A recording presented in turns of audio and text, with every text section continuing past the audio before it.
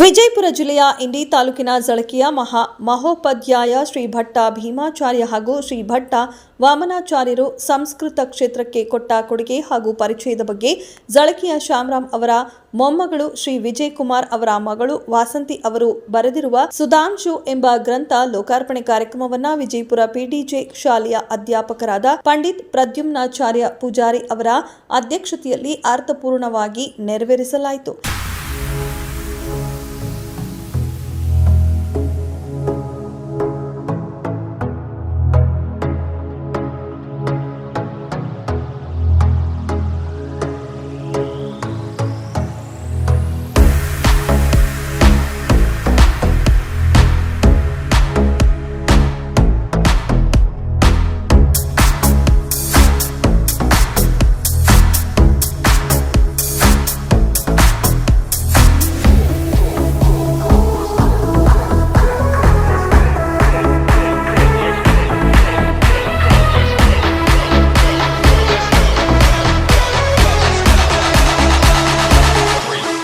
ಇನ್ನು ಕಾರ್ಯಕ್ರಮದಲ್ಲಿ ಮಾತನಾಡಿದ ಪಂಡಿತ್ ಪ್ರದ್ಯುಮ್ನಾಚಾರ್ಯ ಪೂಜಾರ ಅವರು ಗ್ರಾಮೀಣ ಭಾಗದಲ್ಲಿ ಬೆಳೆದು ಉನ್ನತ ಹುದ್ದೆಯಲ್ಲಿ ಕಾರ್ಯನಿರ್ವಹಿಸುತ್ತಾ ತನ್ನ ಜೀವನದಲ್ಲಿ ಕೃತಿಗಳನ್ನು ಕಾವ್ಯಗಳನ್ನು ರಚಿಸುತ್ತಾ ತನ್ನ ತಂದೆ ತಾಯಿಯ ಹೆಸರನ್ನ ದೇಶಕ್ಕೆ ಪರಿಚಯಿಸಿದ ಇಂತಹ ಬಾಲ ಪ್ರತಿಭೆಯನ್ನ ಎಷ್ಟು ಹೊಗಳಿದರೂ ಸಾಲದು.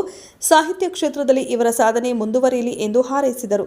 ಇನ್ನು ಗ್ರಾಮದ ಹಿರಿಯರು ಮಾಜಿ ಗ್ರಾಮ ಪಂಚಾಯಿತಿ ಅಧ್ಯಕ್ಷರು ಆದ ಶ್ರೀಮಂತ ಕಪಾಸೆ ಅವರು ಮಾತನಾಡಿ ನಮ್ಮೂರಿನ ಹೆಮ್ಮೆಯ ಪುತ್ರಿ ವಾಸಂತಿ ಅವರಿಂದ ಇಂದು ಜಳಕಿ ಗ್ರಾಮದ ಹೆಸರು ದೇಶದಲ್ಲೆಲ್ಲ ಪರಿಚಯವಾಗಿದೆ. ಇಂತಹ ಪುತ್ರಿ ಪ್ರತಿ ಮನೆಗಳಲ್ಲಿ ಉದ್ಭವಿಸಲಿ, ನಾಡಿನ ತುಂಬೆಲ್ಲ ನಮ್ಮ ಗ್ರಾಮದ ಹೆಮ್ಮೆ ಮೆರೆಯಲಿ ಎಂದು ಹಾರೈಸಿದರು. ಇದೇ ಸಂದರ್ಭದಲ್ಲಿ ಪಂಡಿತ್ ಡಾಕ್ಟರ್ ಕೃಷ್ಣ ಜೋಶಿ ಅವರು ಮಾತನಾಡಿ ಕಾಣದ ದೇವರನ್ನ ಕೈಮುಗ್ಗಿದೆ ನಾನು, ಕಂಡ ದೇವರನ್ನ ನೋಡದೆ ಹೋದೆ ನಾನು ಎಂಬ ಕವಿತೆಯಂತೆ ಗ್ರಾಮೀಣದ ಪ್ರತಿಭೆ ಬೆಳೆಯಬೇಕಾದ್ರೆ ಹಿರಿಯರ ಆಶೀರ್ವಾದ ಬಹುಮುಖ್ಯ.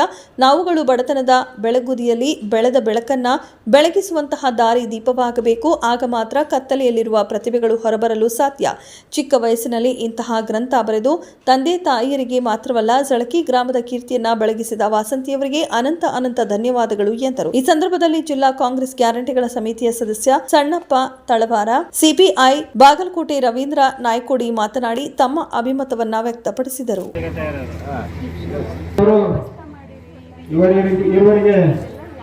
ಭಾವಚಿತ್ರವನ್ನು ಕೊಟ್ಟಿದ್ದಾರೆ, ಅದನ್ನು ಸಹಿತ ಸ್ವೀಕಾರ ಮಾಡಲಿಕ್ಕೆ ವಿನಂತಿಸಿಕೊಳ್ತಾ ಇದ್ದಾರೆ.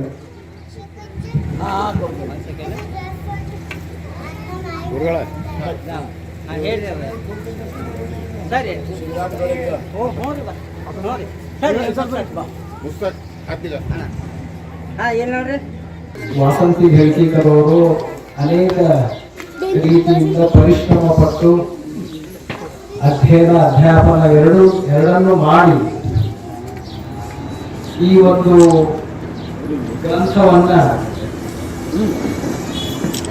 ಲೋಕಾರ್ಪಣೆಗೊಂಡಿದ್ದಾರೆ. ಇಲ್ಲಿ ಒಂದು ವಿಶೇಷತೆಯನ್ನು ನಾವು ಗಮನಿಸಬಹುದು. ಏನು ಅಂತಂದ್ರೆ ಅಲ್ಲಿ ಸುಧಾಂಶು ಅನ್ನುವಂತಹ ಒಂದು ಶಬ್ದ ಇದೆ. ಇದಕ್ಕೆ ಆ ಸುಧಾಂಶು ಅನ್ನುವಂತಹ ಹೆಸರು ಯಾಕೆ ಬಂತು ಅಂತ ಪ್ರಶ್ನೆ ಬರ್ತದೆ. ಬೇರೆ ಬೇಕಾದಷ್ಟು ಹೆಸರು ಇಡಬಹುದಾಗಿತ್ತಲ್ಲ. ಹಾಗಾದ್ರೆ ಸುಧಾಂಶು ಅನ್ನುವಂತಹ ಶಬ್ದದಲ್ಲಿ ಎರಡು ಶಬ್ದಗಳನ್ನು ಸೇರಿಸಿರುವಂತಹದ್ದು. ಒಂದು ಸುಧಾ ಅನ್ನುವಂಥದ್ದು ಒಂದು, ಇನ್ನೊಂದು ಅಂಶ. ಸುಧಾ ಅಂದ್ರೆ ಏನು ಅಂತಂದ್ರೆ ತಮಗೆಲ್ಲ ಗೊತ್ತಿರಬಹುದು. ಸುಧಾ ಅಂತಂದ್ರೆ ಅಮೃತ. ಆ ಅಮೃತದ ಅಂಶ ಇರುವಂತಹದ್ದು ಅಂತ. ಸಾಮಾನ್ಯವಾಗಿ ಸುಧಾಂಶು ಅನ್ನುವಂತಹ ಹೆಸರು ಚಂದ್ರನಿಗೆ ಇರುವಂತಹದ್ದು.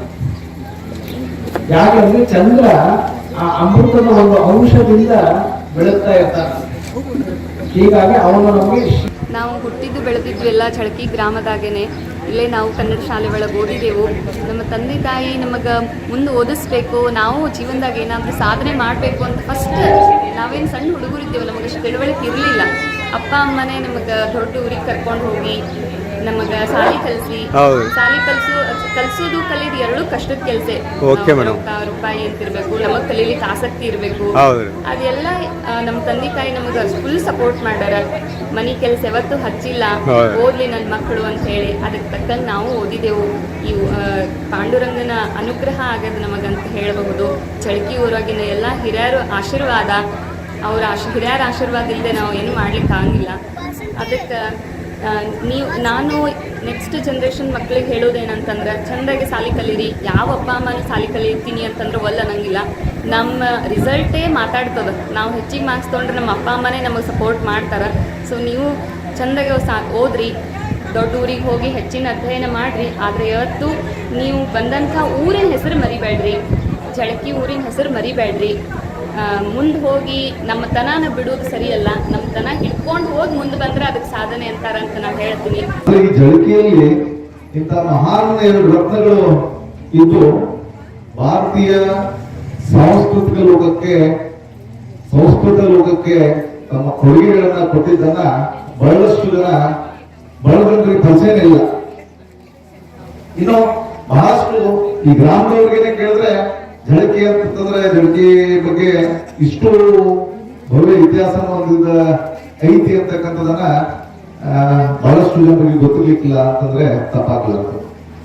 ಈ ಜಳಕಿಯಲ್ಲಿ ಬಹಳ ಇನ್ನೊಬ್ರು ವಿದ್ವಾಂಸರು, ಇನ್ನೊಬ್ರು ಅಧಿಕಾರಿಗಳಾಗಿ ರಿಟೈರ್ಡ್ ಆಗಿರ್ತಕ್ಕಂಥವ್ರು ನಮ್ಮ DC ಸಾಹೇಬರು, ಜಳಕಿ ಸಾಹೇಬರು ಅಂತಂದ್ರೆ ಅವ್ರದೊಂದು ಹೆಸರು ಓಡಾಡ್ತಕ್ಕಂಥ ಜಳಕಿ ಕುಟುಂಬದಲ್ಲಿ.